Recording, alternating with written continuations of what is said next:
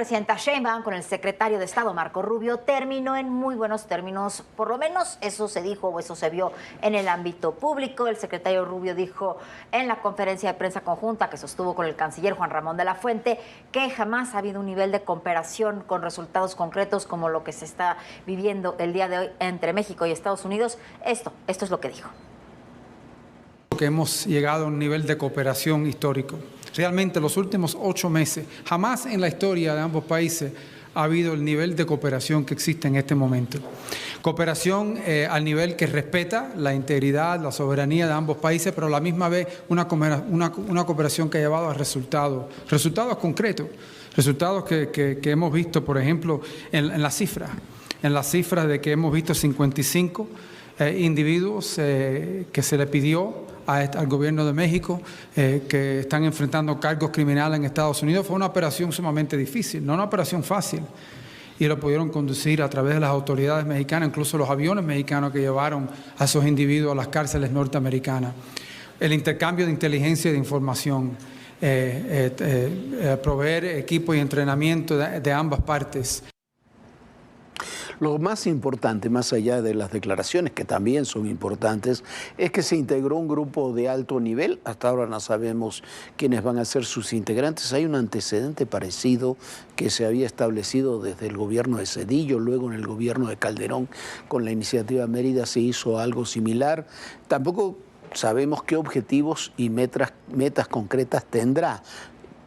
¿Para qué? Para contrarrestar, dice el comunicado conjunto, los cárteles, fortalecer la seguridad fronteriza, eliminar los túneles fronterizos clandestinos, abordar los flujos financieros ilícitos, mejorar la colaboración para prevenir el robo de combustible, incrementar las inspecciones, investigaciones y procesos judiciales para detener el flujo de drogas y de armas. Así se presentó en la conferencia de prensa. Este entendimiento al que hemos llegado incluye medidas para contrarrestar los flujos financieros ilícitos, el flujo de combustibles ilegales, la detención de generadores de violencia y el tráfico de drogas y de armas ilícitas, cada uno en su territorio. Esto es un grupo de alto nivel. Esto es un grupo de poner en vigor lo que hemos acordado en conjunto uno al otro, de cooperación. Bueno, y lo que no deja de llamar la atención es que no se ha dicho que existe este acuerdo, pero según, y tampoco han dicho si se firmó o no se firmó este convenio, o si se hizo o se divulgó ante esto. No lo sabemos todavía, pero bueno, ante pregunta expresa, ni el secretario de la Fuente ni Marco Rubio tuvieron una respuesta concreta. Que yo no voy a hablar directamente de diferentes temas operacionales porque los grupos de los carteles y los demás también leen la prensa, ven la prensa y no voy a dejar eso. Lo voy a decir lo siguiente, las operaciones siempre han existido, conjuntas, pero se han ampliado porque hay más recursos. Como un ejemplo, si hay un grupo que cruza la frontera con droga y las autoridades mexicanas saben, nos informan, nos dicen quiénes son, dónde están y nosotros podemos actuar en contra de ellos. Igual por nosotros, si sabemos que hay un grupo que está actuando dentro de México o va a entrar a México con armas o armamentos o lo que sea, pero ya no están en nuestra jurisdicción, se le pasa esa inteligencia a las autoridades mexicanas y ellos pueden actuar en contra de eso también. Obviamente ambos países tienen su propia colección de inteligencia, diferentes fuentes informantes. Parte de lo acordado en este programa de cooperación es que se va a respetar, y como se ha hecho, y lo acaba de señalar el secretario Rubio, el marco legislativo que cada país tiene y sobre el cual se van haciendo cambios. Por ejemplo, en México, la presidenta Sheinbaum ha hecho ya algunos cambios constitucionales en la materia. Recientemente se elevó a rango constitucional el tema del fentanilo. Quizás las mayores diferencias, por lo menos en el discurso, y yo creo que también en la realidad, se establecieron sobre todo en el capítulo de Venezuela. Mientras el canciller de la Fuente insistía en el discurso tradicional de la no intervención, la solución pacífica de los conflictos, la respuesta de Marco Rubio fue muy dura. Cuando se le preguntó sobre el ataque en el Caribe a una embarcación que transportaba droga que había partido de Venezuela, en la cual se eliminaron 11 tripulantes que Estados Unidos califica como terroristas integrantes del Tren de Aragua, Rubio dijo que la única forma de detener a los criminales es eliminándolos. The question was about the incident yesterday on international waters, and I'm not going to comment about what agency of the Department of Defense. El Pentágono podrá opinar sobre eso, pero esta es la realidad. Estos carteles han utilizado rutas marítimas por muchísimos años. Nosotros tenemos inteligencia, sabemos que vienen y lo interceptamos, pero eso no funciona, porque estos carteles saben, bueno, vamos a perder un 2%, vamos a perder 1% de lo que estamos vendiendo de droga. Eso es parte de la pérdida que ellos ya tienen como parte de su economía.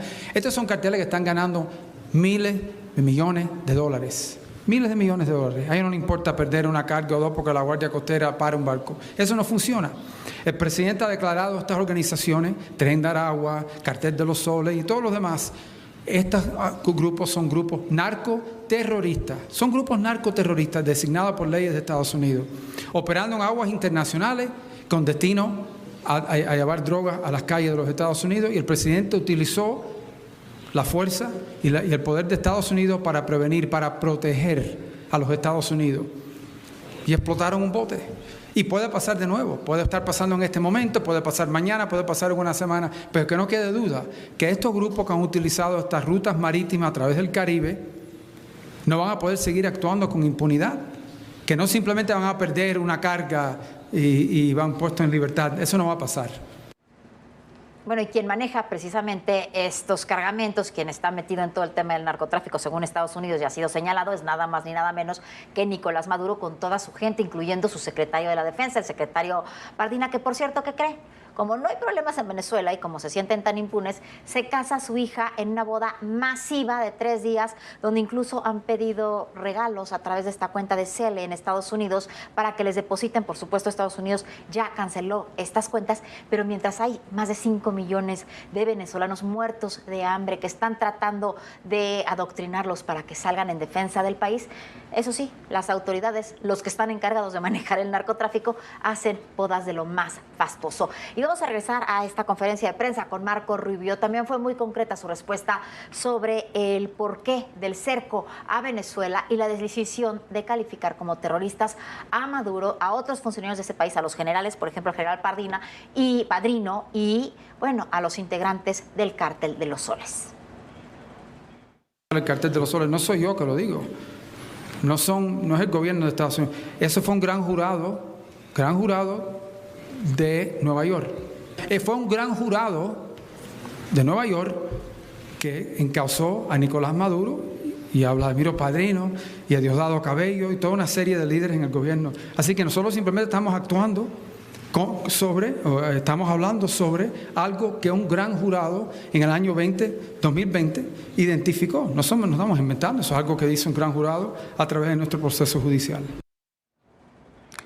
Este capítulo, esto que dice Marco Rubio, es fundamental, porque esto del gran jurado, que se reúne el gran jurado, en general, este jurado de estas características, son confidenciales, sus reuniones son cerradas, se reúnen con base en los testimonios que les presentan las fiscalías, ahí se presentan solamente las fiscalías, presentan sus testimonios, presentan las pruebas, y ahí es el gran jurado el que libra las órdenes de aprehensión, los que libran condenas, y será el instrumento que se usará en los procesos que se puedan seguir contra políticos, contra personajes relacionados con el crimen organizado, incluyendo, por supuesto, en todo el mundo, en América Latina, pero incluyendo, por supuesto, los de México. Más allá de eso, lo que tenemos es un grupo de alto nivel que coordinará todo tipo de acciones conjuntas entre México y Estados Unidos, que no sabemos exactamente cómo funcionará, pero me imagino que habrá un grupo de alto nivel de funcionarios valga la redundancia, de alto nivel, con después una serie de operadores para la operación cotidiana de ese grupo. Hay un acuerdo marco, pero no un convenio firmado como tal, o por lo menos eso no se hizo público, aunque quedó en claro que la cooperación se profundizará a niveles, dijeron ambos cancilleres, inéditos. Lo único que quedará fuera, y está bien que quede afuera, es la intervención de fuerzas militares de Estados Unidos en México. Bueno, y mientras tanto siguen las repercusiones sobre el creciente cerco a Venezuela y la destrucción de este barco del que le platicábamos en el Caribe. Escuche usted, ahora ya se metió como si Petro no tuviera suficientes problemas. Petro, el presidente de Colombia, Gustavo Petro, dice que fue un asesinato de jóvenes que solo se querían ganar la vida. Desde Washington lo ven de una forma muy diferente. Petro se sigue hundiendo solo y bueno, sigue confirmando que tiene alianzas importantes con estos grupos criminales. El ataque de las fuerzas militares estadounidenses a una embarcación venezolana que aparentemente transportaba droga en aguas internacionales del Caribe generó una serie de reacciones en las que incluso la oposición venezolana cuestionó la acción. ¿Cómo se sabe que iban 11 personas? ¿Las contaron en el...? ¿Cómo se sabe que eran venezolanos? ¿Flotaron las cédulas después? En Washington, el presidente Donald Trump aseguró que cuentan con grabaciones de los ocupantes de la lancha que demuestran eran narcotraficantes. On the boat, you had massive amounts of drugs. We have tapes of them speaking. It was massive amounts of drugs coming into our country to kill a lot of people. And everybody fully understands that. In fact, you see it. You see the bags of drugs all over the boat. And they were hit. Obviously, they won't be doing it again. And I think a lot of other people won't be doing it again when they watch that tape. Trump reiteró que Venezuela ha actuado de forma perjudicial al enviar droga y millones de personas a Estados Unidos, muchos de ellos integrantes del grupo criminal Tren de Aragua, además otros miembros de pandillas. En entrevista con la cadena Fox News, el secretario de Defensa Pete Hegseth aseguró que este tipo de operaciones continuarán y reiteró que el despliegue de embarcaciones, aviones y elementos es porque se trata de una misión muy seria para ellos. Pese a ser cuestionado, no proporcionó detalles del ataque con el argumento de que la información es clasificada. Las autoridades no han aclarado si el ataque fue con un dron, un torpedo o de dónde fue lanzado el proyectil. Tampoco se aclaró por qué se decidió matar a los ocupantes. Sobre la situación en Venezuela, el secretario de Defensa mencionó que el cambio de régimen en Venezuela es decisión del presidente Donald Trump, pero el ejército de Estados Unidos está listo. Las críticas por el ataque van en el sentido del uso de la fuerza. Expertos indican que la acción es legal, pero que se deben emplear medidas no letales para detener una embarcación. El que se sumó a la condena fue el cuestionado presidente de Colombia, Gustavo Petro. En redes sociales aseguró que el ataque fue un asesinato, que su país lleva décadas capturando civiles que transportan drogas sin matarlos, y que en este caso se trataba de jóvenes pobres del Caribe y el Pacífico. Estados Unidos desplegó más de 4.000 militares, aviones, 8 buques con 1.200 misiles y un submarino nuclear para patrullar las aguas cercanas a Venezuela y el Caribe, con el objetivo de combatir a los cárteles del narcotráfico. Bueno, ahí quedémonos con lo que decía Rubio. Detenerlos es eliminarlos. En eso es lo que están pensando. Nos puede gustar o no, pero esa es la política que llevará adelante la Casa Blanca en estos temas. Después podrá haber campañas de prevención, se podrán hacer muchas cosas, pero la lógica es eliminar a los cárteles. Lo han dicho en las declaraciones públicas, me imagino que lo han dicho en las declaraciones privadas, y en eso están pensando, y en eso involucran, porque lo ven como parte fundamental del problema, a México. El tema tiene muchas variables y muchos hilos de los que se puede jalar. Pero lo de hoy quedó claro, me parece, que hay la decisión del gobierno de Estados Unidos y esperemos también que el gobierno de México de establecer una cooperación de eso que tanto se habló y que se dijo que era vendepatria y demás, una cooperación reforzada, como la llamó el propio canciller de la Fuence.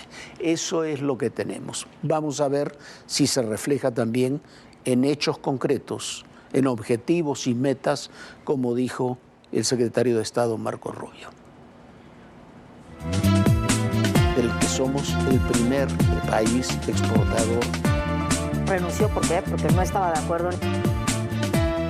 la magnitud que ha tenido el narcotráfico mexicano. Las confrontaciones, las reacciones.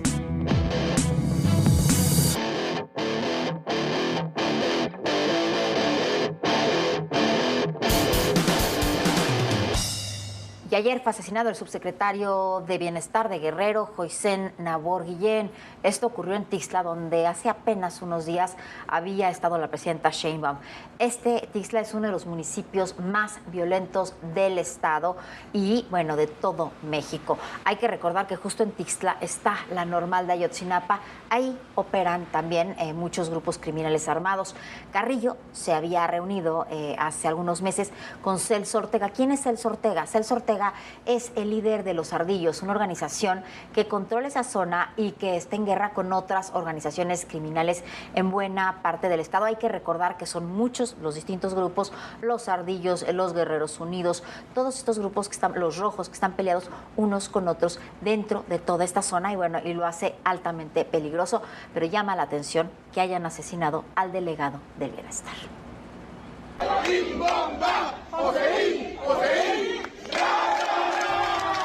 Entre consignas de justicia y castigo a los responsables, familiares y amigos despidieron a Joisén Nabor Guillén, subsecretario de Política Social de la Secretaría de Bienestar en Guerrero, asesinado este martes. El funcionario fue sepultado en el Panteón de Tixla, municipio que gobernó de 2016 a 2018. Joisén regresaba de Ometepec, en la Costa Chica, cuando fue interceptado por hombres armados en la colonia Bedul, a unos metros de la carretera federal Chilpancingo-Tlapa. Su cuerpo quedó tendido a 300 metros de un módulo de seguridad pública municipal, donde hay un filtro de revisión que opera permanentemente. En 2024 fue exhibido en imágenes junto con el líder de Los Ardillos, Celso Ortega, en un restaurante de la comunidad de San Martín en Quechultenango. No obstante, el funcionario no fue investigado.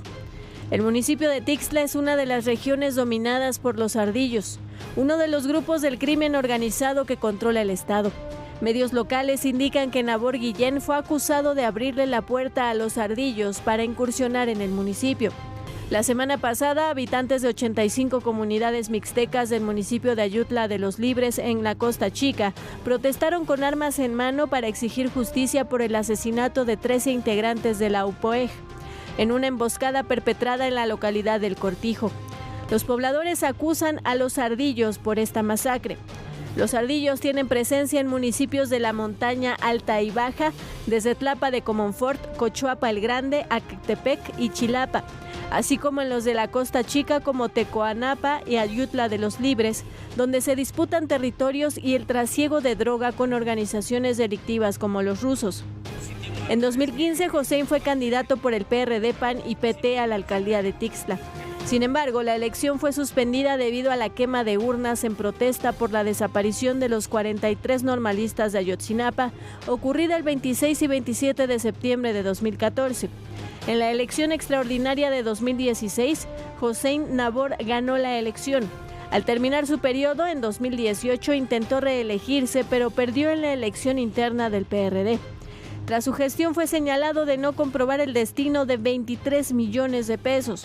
En 2019 se sumó a Morena. Nabor Guillén era cercano a Félix Salgado Macedonio, senador y padre de la gobernadora Evelyn Salgado, quien lo apoyó para competir como candidato morenista a una diputación estatal. Tras la derrota, se incorporó a la Secretaría del Bienestar en el estado. Bueno, cuando hay tantos temas que se arrastran desde mucho tiempo atrás, desde décadas atrás, como el propio tema del secuestro, de la desaparición de los jóvenes de Ayotzinapa, hay que ir a estos grupos. Tanto los Ardillos como la de UPOEG son grupos armados, grupos que están con un pie en la criminalidad, otro pie en la guerrilla, que tienen espacios de poder propios, que se están enfrentando continuamente, que capturan, por supuesto, funcionarios, ponen funcionarios, quitan funcionarios, matan funcionarios, como lo acabamos de ver. Esa es una realidad. Eso es lo que se está viviendo en toda esa zona de un estado como Guerrero y en muchos otros estados de la República, en Michoacán en forma notable, en Chiapas lo estamos viendo esta relación entre grupos sociales, grupos criminales, grupos armados, que al final terminan siendo todos uno y combatiendo entre ellos. Es uno de los mayores problemas de seguridad pública que tenemos en el país. Esa combinación de grupos criminales y armados con organizaciones sociales, que se refleja y se sigue reflejando en asesinatos como los que tuvimos ahí en Ayutla, en Guerrero también la semana pasada, lo tuvimos el día de ayer con este subsecretario del Bienestar. También fue atacado el día de hoy el secretario de Seguridad de Culiacán y un juez de control de Tula Hidalgo. Se trata de Víctor Hugo Matadamas Barranco, quien recibió impactos de bala en el abdomen, el rostro y el brazo derecho. Esto provocó que perdiera el control de su vehículo y terminó impactándose contra un negocio. Fue hospitalizado y lo reportan estable. El caso del secretario de Seguridad de Culiacán estaba en medio de un operativo y un grupo criminal arrojó de estos clavos ponchallantas para que se detuviera el vehículo. Como iba en un vehículo blindado, logró traspasarlo, siguió de largo y logró evitar el ataque. Pero así están las cosas. Y así están las cosas también en un estado quizás que tiene el mayor desafío en términos de enfrentamiento a fuerzas federales y sobre todo militares, como es, Viviana, Michoacán. Bueno, Michoacán sigue siendo una tierra muy complicada donde hay muchísimos enfrentamientos y ya desde hace mucho tiempo. En Uruapan, mientras tanto, están desaparecidas 4 mujeres. Entre esas 4 mujeres, está una influencer muy famosa ahí de Michoacán de 23 años, Marian Izaguirre, ella popularísima, y bueno, estos casos precisamente han ocurrido en menos de 48 horas, 4 mujeres desaparecidas en 48 horas, incluyendo esta influencer. Flor Marian Izaguirre Pineda, de 23 años, lleva 3 días desaparecida. La última vez que fue vista ocurrió a las 6 de la tarde del 1 de septiembre en Uruapan, Michoacán, cuando iba a bordo de un auto color rojo. Se trata de una generadora de contenidos en la red TikTok con casi 4 millones de seguidores. La última publicación de la joven se realizó el pasado 29 de agosto, donde aparece en varias zonas de Uruapan con un maquillaje de payaso. A través de las redes sociales, sus seguidores comenzaron una campaña para difundir su ficha de búsqueda. El martes 2 de septiembre, las autoridades de Michoacán emitieron la alerta ALBA para dar con su paradero. No es el único caso de desaparición en Uruapan, Michoacán. El mismo día que se perdió contacto con Marian, otras 2 mujeres también fueron reportadas. Se trata de Sherlyn, de 18 años, y Berenice, de 37 años. Ellas fueron vistas por última vez a las 8 de la mañana. Mientras que el 27 de agosto desapareció Daisy, de 40 años, quien aún no ha sido localizada. Uruapan es el segundo municipio de Michoacán más violento. La encuesta nacional de seguridad pública urbana del INEGI revela que en el primer trimestre de 2025, 88.7% de la población en Uruapan consideró inseguro vivir en esa ciudad, ubicándola junto a Villahermosa, Culiacán, Fresnillo e Irapuato como los lugares con mayor percepción de riesgo. Y 7 de cada 10 mujeres mexicanas consideran inseguro vivir en su ciudad. Bueno, hay una política que están llevando a cabo los grupos criminales, que es atacar a mujeres que de alguna forma tienen relación familiar o amistosa con sus adversarios. No sabemos si este es el caso de lo que está ocurriendo ahí en Uruapan, pero es algo que sí está sucediendo. Y se llevó a cabo hoy la inauguración y clausura de los cursos del Sistema Educativo Militar 2025. Se hizo un reconocimiento a las mujeres que forman parte del Ejército, la Fuerza Aérea y la Guardia Nacional. El secretario de la Defensa, el general Ricardo Trevilla Trejo, destacó la igualdad de género con el egreso de mujeres, quienes ya fueron asignadas a organismos donde ejercerán el mando en todos los ámbitos del quehacer militar. Este es un punto fundamental. se están graduando mujeres para ejercer tareas de mando, no solamente tareas como se hacían tradicionalmente, sanitarias o de otros ámbitos. Ya se están graduando mujeres que van a tener mando directo de tropa. En total se graduaron 15.785 elementos entre generales, jefes, oficiales, 110 civiles, 11 estudiantes invitados de países amigos. Y miren, no está mal. No está mal, ahí estuvo la presidenta Sheinbaum, habló de las mujeres en las Fuerzas Armadas, la creciente presencia de las mujeres en las Fuerzas Armadas, y esa es una realidad. Pero no estuvo nada mal que después de la reunión con Rubio, después de todo lo que se ha hablado, después de que quedara claro que México no va a aceptar la presencia de militares de otro país en territorio, que va a haber todo tipo de colaboración, pero no presencia de fuerzas militares, le hayan hecho este gran acto que se dio ahí en el colegio militar. Sin lugar a dudas, estuvieron hay las un cosas. dato muy importante, y es que no vemos a mujeres en la actualidad, a muchas mujeres a nivel de general. Lo que pasa son carreras muy, muy largas, pero bueno, en ese proceso va el ejército mexicano para incorporar cada vez a más mujeres en puestos, en rangos ya mucho más de mando y de generales. Así que pronto tendremos muchas más mujeres generales. Nosotros ya nos vamos. Muchísimas gracias por habernos acompañado. Descanse, sueñe bonito y nos vemos mañana en punto de las 11 de la noche.